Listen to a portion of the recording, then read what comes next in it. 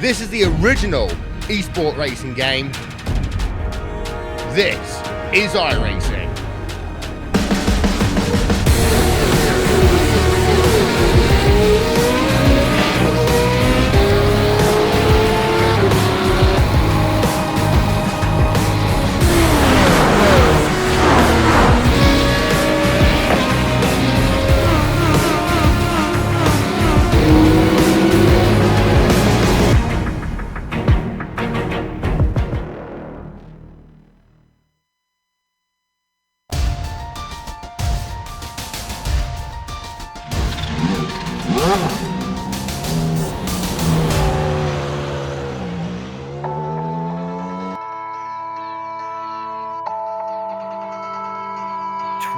Rounds to crown a champion. Vastly different circuits have been visited throughout the season, and it all comes down to the last track on the calendar. 11 and 17 points are the differences going into the championship deciders for both driver championships. The stage is set, and it couldn't be a more historic and challenging stage than the infamous Nürburgring Nordschleife. So join us as we get ready to watch round 12 of the Grand Prix Legend Series live on the global SimRacing channel via the iRacing eSports Network. The crew to give you all these stats and storylines today will be Ryan Walker, and myself, Stefan Schlacher. Turning the knobs and pushing the buttons behind the scenes, our director Sean Rex Ambrose, and he's using cameras provided by great Dougie Beard. This track barely needs an introduction. Filled with history, emotions and passion, the track around the castle at Nürburgring is simply legendary. So without further ado, let us take you around an immortal lap in our renowned GSRC track guide. Alright, we've got Billy Bob Wright on the GSRC LOTUS 49, so let's do a lap around the Nordschleife. The Nord curve has deceptively early braking because of its downhill entry, so be on your guard. From there, we're going to skip ahead since there's not enough time to show you a full lap. The 49 is unique in that it's a car on iRacing that can actually get air at Flugplatz. That makes the double apexer that follows even more terrifying. Just up the road, you'll get another little hop just before the braking for the Swedish cross. Hug the left side as best you can so that you can set yourself up for Ehrenberg. You don't want to put a wheel in the grass on the right anyway, since there's almost no coming back if you do. Expect a few pass attempts into here throughout the race. Then, if we jump ahead to compression, that leads us directly into Oudener Forst. The tight barriers in this series of S's means you really don't want to mess around. Races end incredibly quickly when drivers lose it on entry. Like most S's, ideally you want to set yourself up for each subsequent corner through here. Once you get around the final right-hander, open up the throttle and let it fly. Farther along at the bottom of the hill, X-Mule may prove tricky in putting the power down. The way the track crests on exit tends to take the grip away. From there, bring the car across the track and then lift to make it through Lauda Lakes. You can take it faster, but you want the car settled for the heavy braking into Bergwerks. Try not to early apex this uphill bend. Being able to straighten off the exit will pay off in speed climbing the mountain. Now, Bravery Corner is scary in most cars, but in the 49, you'll be lifting even before the braking zone just to keep it on the right line. The bumps get emphasized with this car's lack of downforce, and so much of driving the car revolves around dealing with that. And then, of course, there's the infamous carousel. Spot your brake marker, swing it in from the outside, and hold a consistent speed around the banking. Be easy on the gas coming out because the car won't grip quickly. Across the top of the mountain, you've got another spot where you'll get airborne with Flansgarten. Don't push your luck because you need the car planted when you land to get through the uphill right-hander. Over the hill, you've got another scary little hop just at this left kink. It's easy to get out of shape here. Then, there's the fast entry into Swallowtail, which is another place where losing control is almost always a race ender. Slow the car up as you guide it through the right-hand sweeper, then try to carry speed over the crest of the left-hand bend. From there, it's a short burst to the mini carousel. Coming off of here can be tough since the Lotus doesn't like to accelerate and turn at the same time. Stay to the left for the right line into Gallow Hill. This extremely long corner requires patience and practice to figure out just how soon you can put your foot to the floor. And the sooner you can do that, the better because it dumps you onto the Dottinger Hoa. Another thing unique to the Lotus is that Antonius Beach isn't quite flat out. If this kink scares you, you're not alone. That sets us up for Tiergarten, which presents the difficult task of slowing the car and changing direction multiple times. Once you reach Hohen Run, if you don't have control of the car, you're probably going to be hitting something. Keep it tight to the apexes, and then don't forget that turn 13 is deceptively slow. Hopefully you kept it all together and have now finished a lap around the Nordschleife.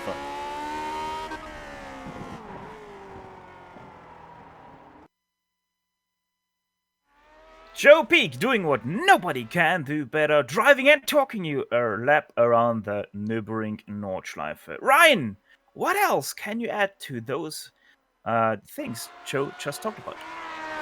So yeah, fantastic track as the Nürburgring, but some little details that I'll make quick before we grid. Yes, the track is 12.94 miles in length for 20.82 kilometers if you prefer to use that.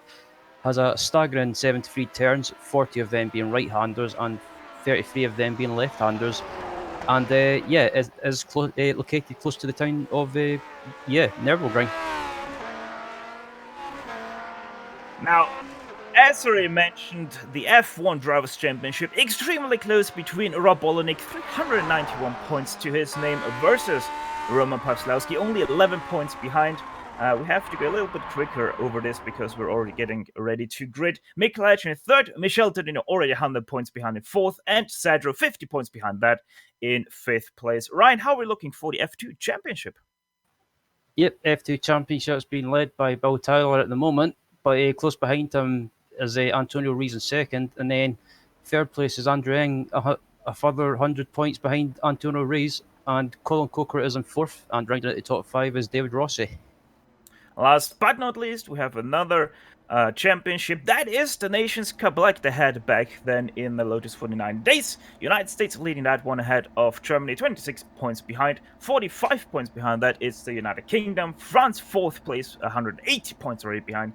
And Portugal right now sitting in fifth place in that. I think that is all we have time right now for the pre-race details. So let's head quickly over to the grid, which will be led by Michel Dedinot ahead of Scott Michaels. Over Trengate in third, Rob Olenek fourth.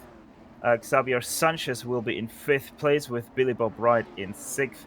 Pawlowski will be lining up in seventh place alongside Fabrizio Messani.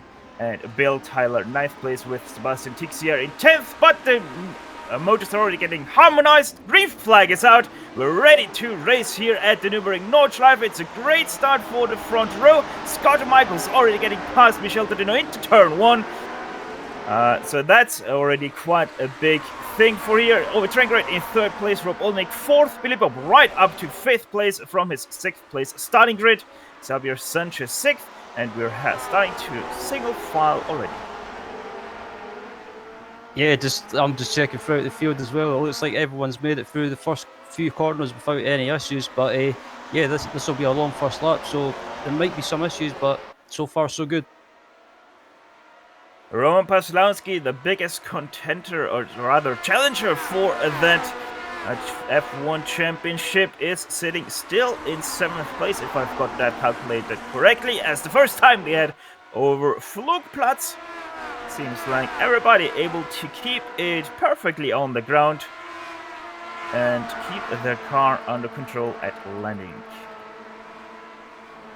As they come through this fast left-hander. Trengate. Whoa, that's a slide enough for Trengate there over Schwedenkreuz. All right, go ahead. I was just about to say the same thing. They were just coming over that little crest there, and some of the cars were getting a bit sketchy, but no, all still on one piece as come through here at the moment. It's still at the moment by the looks of it. It's still Scott big Michaels wreck in behind, just over Schwedenkreuz. Adrian Moreno Zurita, a car under loss of control, gets hit quite heavily by someone behind. Now also Sebastian Tixier finds himself in a wall at Adenauer Force as we get on to replay to show you what happened in that first wreck. Whew, that's a hit and a half. Yeah, that was a big one. That's just proving that the Nordschleife will bite you. And it's basically, unfortunately, took out a couple of cars, possibly. Back to the front we go once again, where Scott Michaels is leading the race right now ahead of Michel Todino over Trengate, the Norwegian driver, still in third place. Driving his car as always more sideways than straight. Something that can bite you sometimes. But Ryan, what we have seen over the few times that the Lotus 49 has visited the Nordschleife, over Trengate, always one of the fastest cars around here. But his driving style loves to bite him if he's not careful enough. I've watched him a few times this season so far, and it's a good point you bring up about his driving style. He seems to be very, very quick, but he seems to have a kind of a his driving style seems to be erratic. He likes to throw the car around, but like you pointed out, it seems to bite him most of the time. So maybe next season, if he does race his car again, he might require a different driving style adaptation. Let's see how this one is going to go. A little bit into the grass there for him after Bergwerk, but it's not going to do too much as they go past Klostertal for the first time. Only about 5 laps they have to race here because of the length of this track. Yeah, Rob Olenek not really able to keep up with the top 3 right now, sitting in 4th place. Billy Bob Wright a little bit behind that. In 4th, Xavier Sanchez in 5th place, with Ron Paslowski just behind Sanchez in 6th place.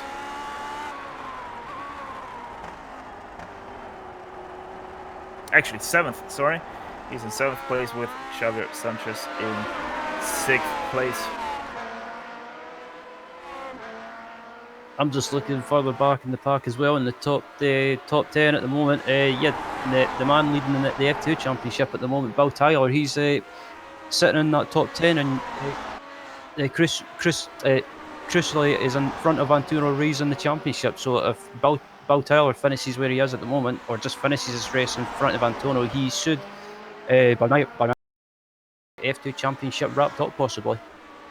Yeah, he's right now quite good situated in that virtual battle, with him sitting in 9th place and Antonio Rees only in 21st, right behind Colin Coker, trying to make that move inside the top 20. Antonio is.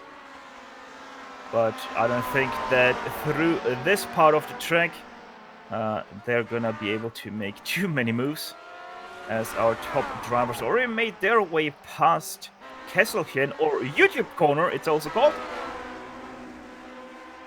Now getting slowly towards the Kleine Sprunghügel, which is being followed by the extremely tricky Stefan Bellof S.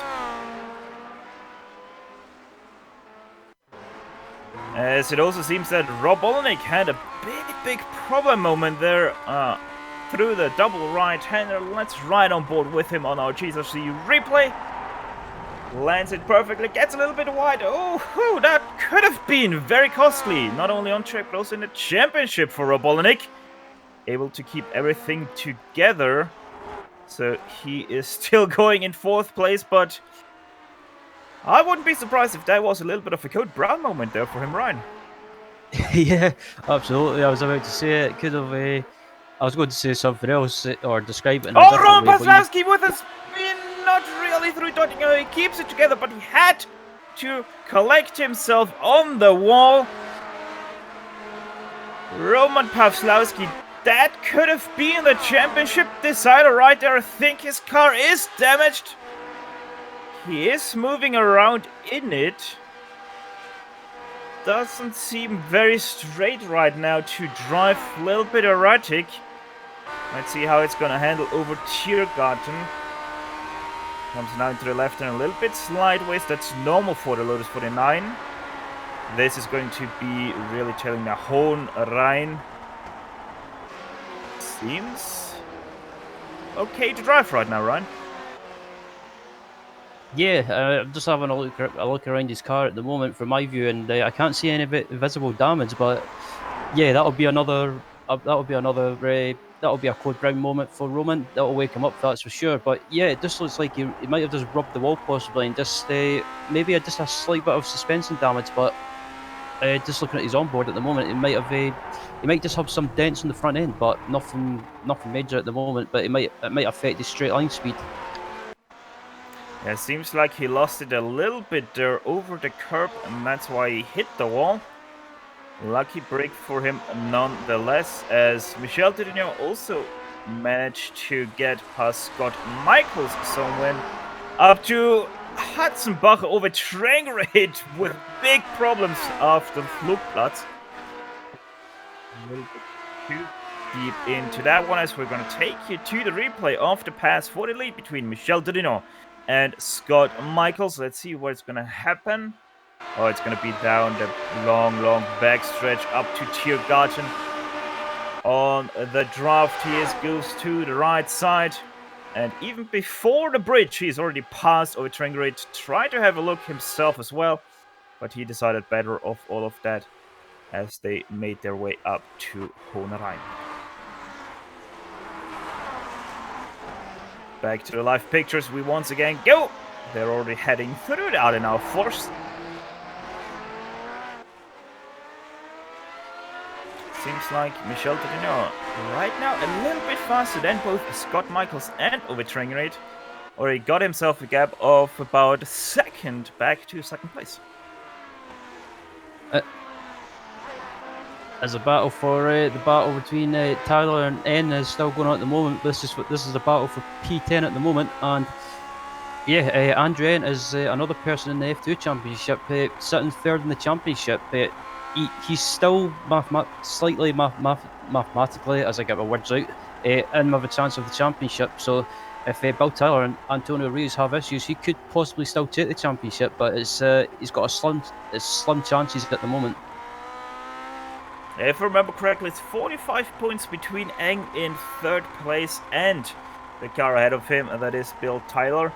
Still sitting very nicely in that 10th place, and with that, very securely in the top spot of the F2 Championship. Riding on board with Andrew Eng there behind Bill Tyler. They're always also getting a little bit caught by Peter Mikas in behind, so that's a 3-car train now. But we're gonna go up once again because we might see soon that pass for second place between Scott Michaels and Ove Trengrid. As they're gonna head now up to the Kesselchen. Don't think anything will happen through the Mutkurve. Passing wise it is, but always a dangerous spot on this track, no matter what car you race. Ove Trengrid doesn't take as much speed through Mutkurve as Scott Michael seems like. Ove Trengrid has a little bit of an understeer issue through that fast left-hander. Yeah, I was watching his steering inputs, and it looks like he was having to use more steering input or steering log than he wanted to. Just the front doesn't seem to be gripping up, but he's still really close to Scott Michaels at the moment, and I think it's only a matter of time before Ove makes a move for second place. Watch out though for Rob Olenek in behind right now, sitting in fourth place. He's starting to catch the two ahead of him. And that would just make his first place even more secure than it is already. Sitting in fourth place with Roman Paslowski still trailing in seventh place in behind him with the little damage that he got from his wall hit. I don't think that Roman will go too much further up the field anymore. There's a rider on board with still riding on board with Rob Olenek. At the moment, he's sitting back behind Trengrid and Michaels at the moment, and I think he might be able to close on them on the long back straight due to the slipstream. But at the moment, Rob seems to be more than content to just sit behind at the moment. Ove Trengrid, though, he doesn't want to sit behind Scott Michaels, as you can see from the onboard of Rob Olenek. Ove Trengrid looking left, right, and nearly center in behind Scott Michaels, trying to get a little bit into the mind of Scott Michaels, trying to force that mistake, but right now not happening in the name of Scott Michaels. Still sitting in second place, Michel Denini already streaking away. Now the gap is up to 2.5 seconds between Scott Michaels and Michel Denini. So Scott with that well outside the draft. Let's see as they head through Schwabenschwanz what is going to happen now as they head once again between Dottingerhöhe and Tiergarten, the very, very long backstretch. Through the right-hander, you can always go quite early on the throttle. Ove Trengrid a little bit sideways as we take you on to the replay, as there was a little bit of troubles in behind. On board there, whoa! Edward van Velsen, that's not how you take your line through the Stefan Bellofes. Yeah, that was a bit of a wild ride for Edward there. I'm not sure what happened. Just looking about. Oh, he clipped inside the curb and he just lost it, I think. And yeah, oh, actually, he might have just lost it over the crest possibly, and just they lost the car and hit the wall, and that was it. He was just a passenger, and yeah, again, the Nordschleife claims another victim.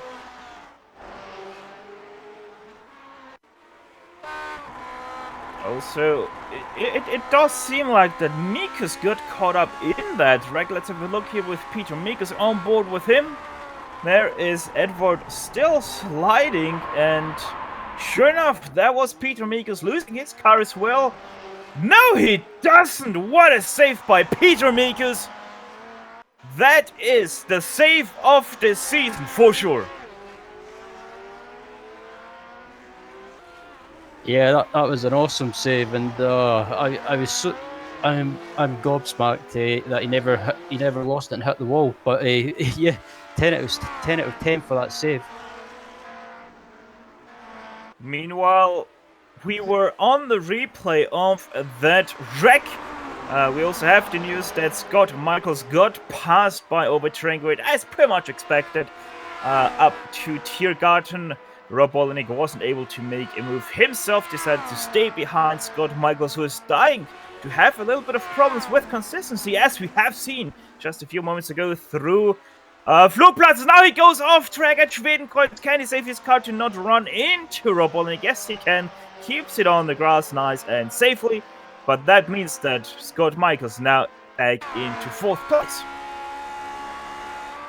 Is right on board with him in the replay, and it looks like yeah, just look at the replay. He might have just lost it in corner entry over that hill, and just yeah, he just lost the rear end, and he was so close to hitting that wall, but luckily managed to keep it out and keep the brakes on so he didn't run into Rob Olenek. But yeah, yeah, he seems to be struggling with consistency a little bit. Scott, he doesn't seem to be able to keep up the pace that he had in the early stages of the race. So I don't know if he's struggling with something maybe like stutters or something like that. I don't know, it more seems like Overtrain was successful at getting into his head, and he is still struggling with his composure right now. Good thing is, though, that Billy Bob Wright is still about 6.5 seconds behind him in 5th place. So Scott Michaels can take a little bit of time right now to regain that said composure and get back into the game, because still Rob Olenek is only about 2 seconds ahead of him. So that podium could still be on for Michaels.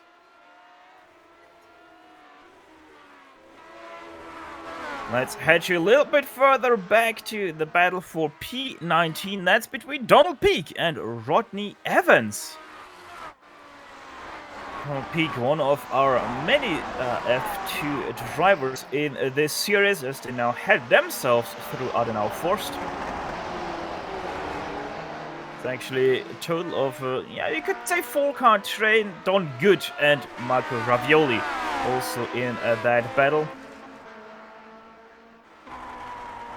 They are with quite a big gap, safe to 23rd position, about 39 seconds between Ravioli and Jasmine Beach, sitting in 23rd right now. Seems like Donald Peake doing a little bit the scared version of the Nürburgring, driving quite a lot in the middle of the track, not extending the track too much right now, but hey, as long as it works for you, and it sure does right now for Donald. Absolutely, it seems to be, from my experience. Speaking of it, commentator's curse. Yeah, you just about done it there, but yeah, Don seems to be. Yeah, Donald Peake, I should say. I keep getting his name wrong, but yeah, my apologies. But he seems to be having a good race at the moment, and from my experience racing around the Nürburgring, he seems to be doing quite well. Something happened with Colin Coker. I don't know when it happened, but I see him not having his nose anymore, and he seems to be a little bit struggling right now with his car. He started this lap in 15th. He's right now trying to defend 16th from Antonio Rees, but I wouldn't be surprised if Rees is able to soon get past him. Yeah, look at how much speed difference there is between Coker and Reese. Reese actually decides to get quite off the throttle. Would also be a good idea for Colin there. Quite squirrely there through that right-left chicane sort of thing in front of Moodkurve. Colin Coker hanging on for dear life behind the wheel of his Lotus 49. Whoa! Another big slide for Coker. This should open up the door for Antonio Reese. Decides once again to stay out of it.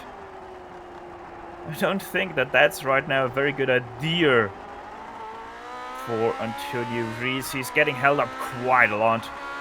Andres Bruno not too far anymore behind him.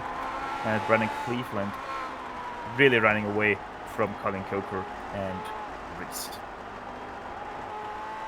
Yeah, Antonio can't really afford to do anything risky at the... Did we have another issue with Peter Mikus? Yes, indeed, he is in the pit lane. Let's see what happened. Oh no, it seems like YouTube corner got him, possibly? Let's have a look. Oh, it's starting to happen before YouTube corner. Don't think a lot of cameras were on him on that point. Noses it into the wall. And then also into the rear. And that's a lot of damage for me, because has to park the car. And that's his race done.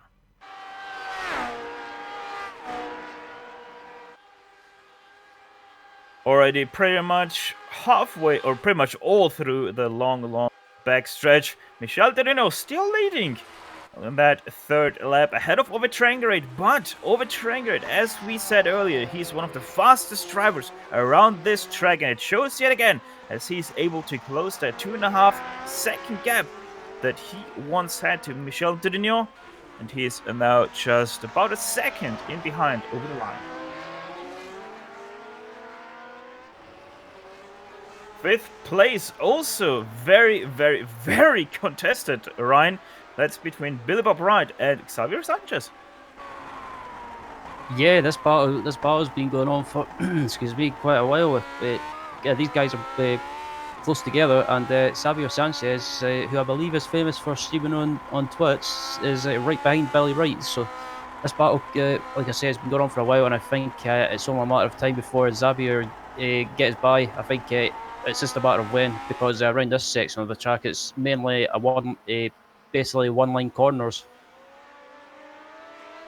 It sure does seem like so. Also, I think we have another retiree.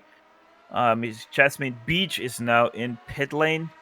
Don't know if that is because of damage or what really is happening there. Either way, we're still on the battle here for 5th place between Xavier Sanchez and Billy Bob Wright. Let's see how Sanchez is able to get up to Schwedenkreuz.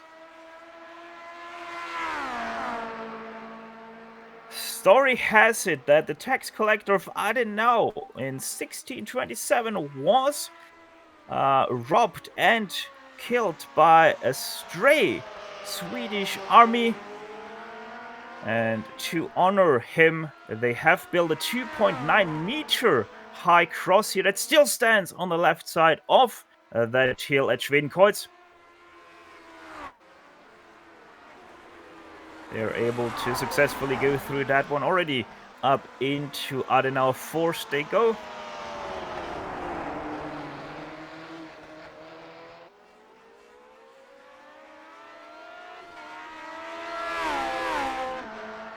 We're having in total about 3 battles right now. The one for first place between Dudignon and Trangerate, then the one that we're watching right now between Billy Bob Wright and Xavier Sanchez. And then also back all the way in P18 between Donald Pick and Don Good. That's also still a battle going on.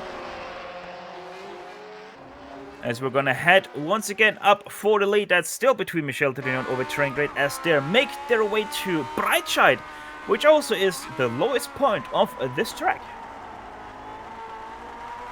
Is right on board with Overtrangerate at the moment, right behind the leader, Michel Dudignon, and I'm just been looking at Trangrade's lap times at the moment over the past couple of laps, and his pace is about 1 or 2 seconds quicker than Dudignon at the moment. I think it's only a matter of time before Ove makes a move for the lead and possibly pulls away, but there's still got about 2 laps remaining, so I don't want to jinx Ovi.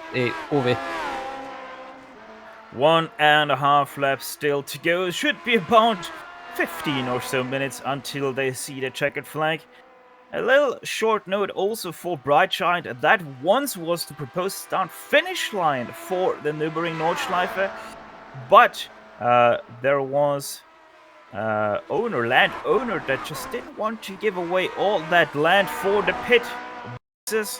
Thus, that plan never came through, and we came up with the start-finish line that we have nowadays just in front of Hatzenbach, and right now I would say it's a good idea that we have the start-finish line right where it is nowadays.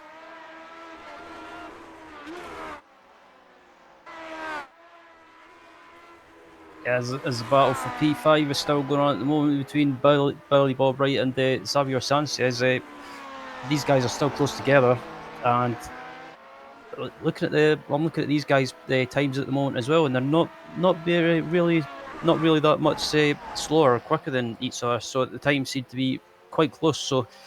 But I think Xavier's best chance is on the back straight if he can get a good run, a good entry onto the back straight, and possibly use that slipstream to good effect. By the way, our battle for P18 also saw a fast and the Stone Peak had some issues over Flugplatz, nosed it heavy into the wall there. So Don Good now has that 18th place quite securely. Michel Tedino, though, anything but secure in first place. Same thing with that 5th place battle. Billy Bob Wright still clinging on to that 5th place, but it really does seem like Xavier Sanchez is the faster car in that battle. Just can't find a way past that blue and white car of Billy Bob Wright.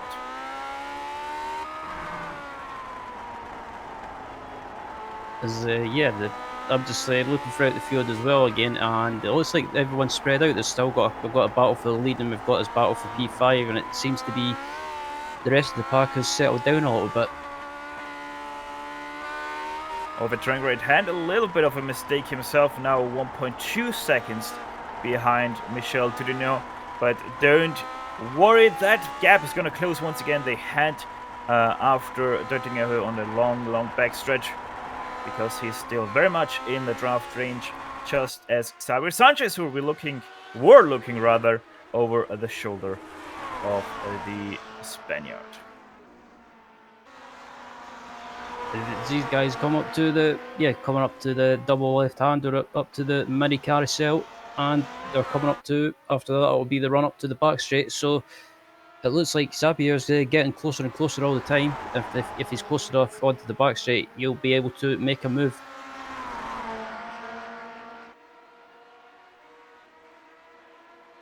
Yeah, let's have a look. Xavier Sanchez now after Döttinger is gathering up speed, already starting to be faster than Billy Bob Wright. There he comes into the draft. Draft effect is quite strong in the Lotus 49. Goes to the right side, has a speed difference of about, 5 kilometers an hour. Already past Billy Bob Wright. Doesn't even need the left-hander at Tiergarten. Thus, Xavier Sanchez, the new 5th place driver of this field, as our leaders head into the last lap. Yep, and this battle's coming up to the final couple of corners, and these guys will come across as they back up at the front of our leaders. It's still De Dion's under pressure from Ove Trengrid. Trengrid had the fastest lap of the race, just that last lap, a 6:29.75 the lap was versus 6:30.1 for Michel Tedino. So only 4/10 faster for Ove Trengrid, but 4/10 is all he would need to get securely past Michel Tedino up to Tiergarten as they head through Flugplatz. Ove Trengrid using that landing a little bit as a turn in already, quite nicely and fast through Flugplatz he goes. Yeah, that was a bit of a wild. Ooh, as he gets a bit sideways over the crest there, and Ove is giving it everything to try and catch up and make a move on Michel. Also, Scott Michaels is starting to close in on Rob Olenek for 3rd place, but we're going to stay on board here with Ove Trengrid for now and see if he's able to close in And Michel Dudinot up to, I don't know, fourth. Doesn't really look like it.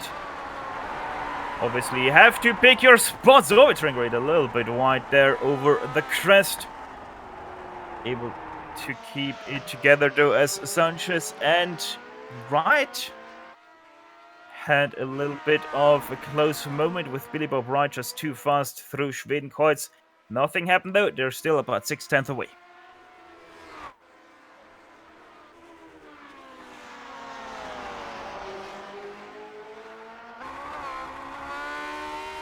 Oh, a little bit heavy there over the curbs, just before Adam Berg. Oh, sorry, Colin Hart, that is. A lucky moment for Ove Trengrid as he nearly lost control of his Lotus through the triple apex. They go. I don't know. I'm trying to figure out where Ove Trengrid is stronger than Michel Dudinot, and I don't really see any difference in those two except for the driving style.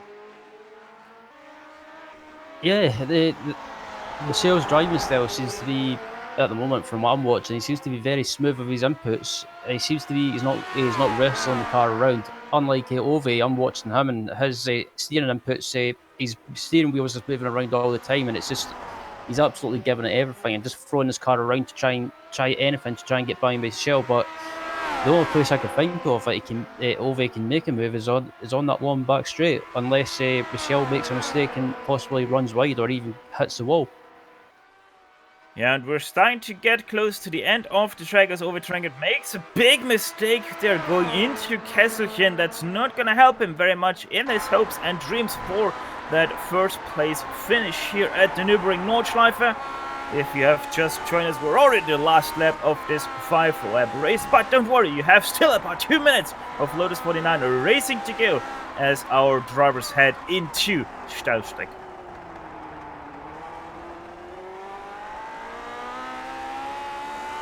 Ove Trengrid, still his car as ever, loose and nice. He likes it that way, and this is now the part where Michel Dudinot used to be quite a bit stronger than Ove Trengrid over the last few laps. Let's see how Ove Trengrid is able to tackle it this time, knowing how much is on the line for him. He's nice and easy once again back on the throttle, keeping that Lotus 49 under the Cosworth engine of Michel Dudinot. Heading through Eschbach, still everything quite nice. Little bit of a mistake there for him through Eiskurve. Doesn't seem that it did too much bad for him. Sorry, I was Eschbach, and now we're going through Brünchen, or YouTube corner also called in English. Now they're coming up to Eiskurve. Very interesting left-hander, closes extremely late, and you have that right-hand kick just after it. Ove Trengrid does take all the off-track he can on the right side there.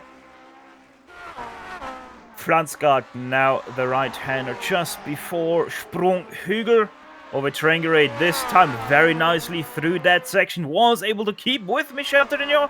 So we're on for the grand finale between those two as they had the last time through the Stefan Bellof S just up to Schwalbenschwanz. Yep, there's a little bit loose there. Sorry, go ahead. I was just about to say the same thing as well, but I was just about to bring up the battle for P3 at the moment between Olenek and Michaels, and yeah, that's another battle for yeah. Ove Trengrid now through Dottinger Höhe, just behind Michel Dudinot. This is going to be the chance for him. Great exit for both of them, but Ove Trengrid has the draft. What will he decide to do? He doesn't go into the draft. He doesn't want to make the move too early. Now he moves into a draft of Michel Dudinot. The Frenchman knows what's on the wall. Will there be a draft pass back from Michel Dudinot? Immediately moves into a draft of Ove Trengrid. The Norwegian over to the left side. He goes Tiergarten already up there. Here comes Michel Dudinot, number 1 car close in on Ove Trengrid. It's the 8 versus the 1. Ove Trengrid right now still leading ahead of Michel Didino. Will there be something happening into the right-hander at Hohenrhein? No, it doesn't look like. Wide though for over Tringerate. Michel Didino not able to do anything with it. Over Tringerate hits the wall, but he's able to keep it, I think. Yes, over Tringerate wins round number 12 here at the Nürburgring Nordschleife, just ahead of Michel Didino. Yeah, what a finish. As the finish, the podium battle's going on right to the line, and it looks like Scott Michaels finishes in that final podium position with Rob Allnut finishing. Billy Bob Wright versus Javier Sanchez. Sanchez is on the inside there of Billy Bob Wright. They're gonna fight it out into the last right-hander. Wright is riding over him. I mean, Javier Sanchez able to keep that 5th place, whereas the Warren able to keep out of each other there in that last right-hander. Roman Pawlowski, 7th place for him in this race. That also means he's only gonna finish 2nd place in the Drivers' Championship. Probably a little bit disappointment for the German, only finishing in 7th. With all of that, we're quickly gonna take a step aside to get a breather, but don't you worry, we're gonna quickly be back for the post-race show where we will run you down the unofficial finishing order, talk to some of the drivers, and close off an eventful race and season. So don't step away too far, as GSRC will be back after these messages.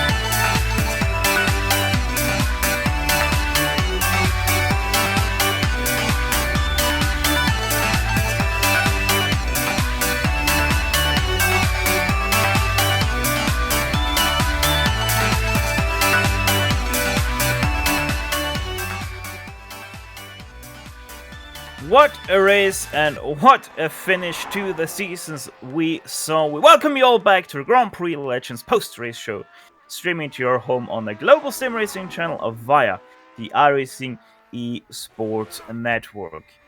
Entdecke den Mythos in dir, that's the slogan of the Nürburgring, and what a legendary race we once again saw at the Nordschleife here, with overturning rate winning just the car width away from Michel Dirignon in second place. Scott Michaels able to get himself back onto the podium ahead of Rob Olenek, who is going to win the season. With that, he is your new season champion of the Lotus 49 Grand Prix Series. Xavier Sanchez takes away a 5th place ahead of Philippe Bob Wright. Roman Pawlowski, after hitting the wall early at the Schwabenschwanz, he's only going to finish in 7th place, and with that, probably a little bit disappointed as he only gets a 2nd place in the championship. Fabrizio Maisani in 8th place with Andrew Eng 9th, and our Formula 2 champion Bill Tyler rounds out your top 10 of this race. David Rossi finishes in 11th. 12th place was Chris Marikami. 13th is John Francois Boscas. 14th is Antonio Reyes. 15th is Andreas Bruno. Rodney Evans finishes in 16th. Donald Peake finishes in 17th after starting 29th. 18th is Colin Coker. Don Good finishes in 19th. And rounding out the top 20 was Brennan Cleveland. Marco Ravioli will be finishing in 21st. He's also the last car to finish on the lead lap, with Peter Mikus in 22nd. Telmo Amaral 23rd. Jasmine Beach is going to finish 24th. Trent Buss 25th. Dave Cohen will be finishing in 26th. He's also the last car classified as one lap back. Kushil Potanegra, there we go, in 27th. Edward van der Velsen finishes his race 3 laps down on his roof. Thankfully, he's only SimRacing, and so can walk away from that one quite easily. Michael Sullivan will be finishing 29th, with Sebastian Tixier in 30th, Ajay Moreno Surita in 31st, Douglas White will be finishing 32nd and classified as last, and with that 33rd will be the Twitch streamer of Robert Plumley. Ryan, Season 1, we saw quite an exciting championship. We didn't think it's going to be that exciting, but since Mick Gage announced that he is going to retire from the season, it opened up quite a lot of new possibilities here, and it sure did provide classic Lotus 49 racing. Absolutely. It gave everyone a chance in the championship. People in the chance in the championship that you normally wouldn't see up at the front, and it gave a chance for people like Rob Olenek to sneak in there and take the championship. And also in the F2 championship as well, we've seen some great racing as well, and I think we've seen a with Bill Tyler taking the F2 championship, and a well-deserved one at that. Yeah, talking about a Formula winner, we're gonna now talk to the Formula 1 championship winner of Rob Olenek, who finished his race in 4th place. Rob, first of all, congrats on the win of the F1 championship. Thank you, guys. It was thanks, Mick, for leaving the season early too, because I don't think it would have happened if you didn't do that. Well, nonetheless, Rob, you really had to run for your money, especially because it still was on the line here at the Nürburgring Nordschleife. Only 11 points separated you from Roman Pawlowski. Talk us through your week coming up to this race. How did you prepare yourself for today? Almost the same as every other week, just it takes a little longer to get around the lap here, so probably a couple more hours. My goal today was really just not to crash and finish the race. I definitely wasn't battling Scott. There was no way I was going side by side down into the final section of the track. I knew that I just had to finish in front of Roman, and it was the championship, so there was no need for really pushing hard today. But congrats to, Scott is amazing in this car, considering I think I've never seen him in this car before. It's incredible he can pick up a track like this and run like that. congrats to Bill Tyler for the F2 championship. He's getting a lot better in this car, and he did a great job. Well, Rob, with the season closer, we have to look up for the next season. Are you gonna drive once again in the Lotus 49 race season, rather? And what is your target going to be? I will be racing. I mean, it's just the same as normal. I just love driving this car. It's my favorite car by far in the service. It's just so lively, and I don't know. It fits me, and I don't even care what. I mean, I don't like screwing up all the time. Hopefully I do well, but I just want to have fun and drive it. I hope we get a bunch of guys up front for battles. That makes it even more fun. Well, racing gets even more fun if you're able to win the season. Once again, Rob, congrats on that 4th place finish, and congrats on winning the F1 championship. Yeah, thank you guys for another great season of broadcasting. I'm pretty sure your guys are coming back next season, and you guys do an excellent job. Thanks a lot. That was Rob Olnick, your 4th place finisher of today and F1 champion of the season. Next up, it's Billy Bob Wright talking to Ryan Walker. Yeah, Billy Bob Wright having a great race at the Nordschleife for this afternoon and keeping out of trouble and being rewarded with a P6 finish. Billy, how did that race go for you, and what did you think of the race around the Nordschleife for today? Oh, as always, guys, this place really can show us some special things. There are times when it's just a train and everybody's kind of spread out, but man, today was just epic at the front. And I had one of the best races I've ever had. Xavier reeled me in, and man, I haven't been in the car much lately. Real world stuff going on. For those of you that have been around for a while, you know that we got hit by a hurricane in October of 2018, and our homes are still under construction, and there's been a lot of that going on lately, and so I haven't been able to race much. But to come back into the car and have that kind of race, it was fantastic. I was one shift away from 5th place. Yeah, I was about to bring up that battle with you and Xavier as well. That was the last 2 laps. That was fantastic racing between you guys. They seemed to be, you guys were racing each other hard, but giving each other a lot of room and a lot of respect. And yeah, how was that battle for you? It was like I say, it was close, but I guess in your shoes, I guess it was a joy to be in the driving seat, if you like. Yeah, I wasn't kidding when I said I was one shift away from 5th place, because Xavier reeled me in. I really thought I got away because I got up above 2 seconds away from him, and I was steadily putting time on him, but something happened in the 3rd lap. I don't know if it was a mistake for me or if he just got the pace, but he reeled me in. So I decided as we were coming up to 1 to go, I thought it would be better for me to be behind him, because I knew my only chance of getting ahead of him was on the final straightaway into the finish line.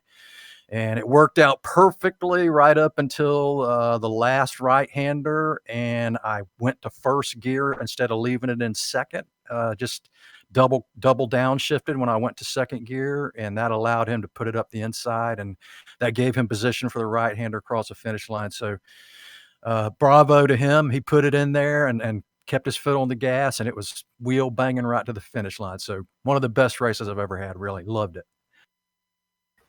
Oh, thanks for providing a great battle for us guys in the booth to commentate on, especially that final lap and the final corner. That was fantastic stuff. But before we let you go, Billy, is there anyone that you'd like to give a shout out to? I just want to thank the community. I've been here a long time now, and it's been good. So thanks to everybody here. Good stuff. Well, thanks for joining us, Billy. And final question, will you be back next season? No comment. Good stuff. Well, thanks for joining us, Billy, and we'll see you next season.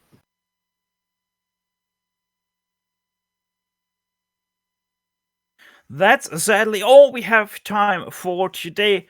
So, as always, GSRC would like to thank the iRacing Esports Network for having us on their talent lineup to bring you the greatest shows on iRacing into your home. Make sure to like and subscribe to that channel if you haven't done so yet.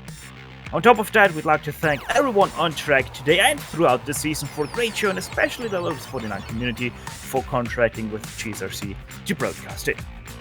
Right now on your screen you can see all of the companies that provide us with their great hard and software GSRC uses to deliver you the best possible show.